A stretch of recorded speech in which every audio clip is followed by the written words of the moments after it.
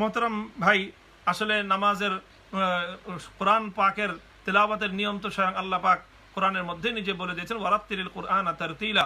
কোরআন আল্লাহ পাক রব্বুল আলামিন ধীরে সুস্থে তারতিলের সঙ্গে পড়তে বলেছেন। হযরত উম্মে সালামা রাদিয়াল্লাহু তাআলা আনহা হযরত রাসূল সাল্লাল্লাহু আলাইহি ওয়াসাল্লামের কোরআনে পাকের তেলাওয়াত কেমন ছিল সেটি তিনি বর্ণনা করেছেন। ফাইজা হিয়া তানআতু কিরাআতাহু মুফাসসারাতান। তো হযরত উম্মে সালামা রাদিয়াল্লাহু তাআলা আনহা রাসূল সাল্লাল্লাহু আলাইহি ওয়াসাল্লামের যে আয়াত কোরআনের পাকের তেলাওয়াতের যে তিনি ভঙ্গি দেখিয়েছেন, যে একেবারে প্রত্যেকটি অক্ষর অক্ষর একটা থেকে আলাদা ভিন্ন ভিন্ন করে উচ্চারণ করতেন। কাজেই কোরআন বেশি পড়ার চেয়ে আমাদের শুদ্ধ পড়ার দিকে মনোযোগী হওয়া উচিত। আমরা অনেকে তাড়াহুড়া করে অল্প সময়ে বেশি তেলাওয়াত করতে চাই।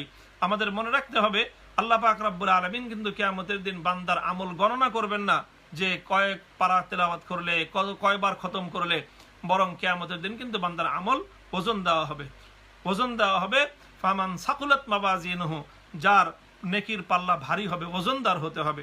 কাজেই প্রিয় ভাই, আমরা এইটি পরিহার করে চলবো। অবশ্যই কোরআনের তেলাওয়াত করার সময় কোরআনের তেলাওয়াতের আদবের লক্ষ্য রেখেই আমরা কোরআনে পাকের তেলাওয়াত করব। আল্লাহ রাসূল বলেছেন, রুব্বা কারিইন ইয়াকরাউল কুরআন ওয়াল কুরআন ইয়ালআনুহু।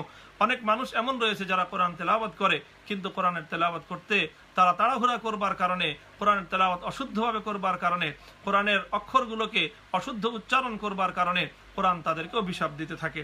কাজেই আমরা এই বিষয়ে আমরা এর থেকে বেঁচে থাকবো এবং কোরআন যতটুকু পড়বো অত্যন্ত তারতিলের সঙ্গে এবং আদব রক্ষা করে আমরা কোরআনে পাকের তেলাওয়াত করব।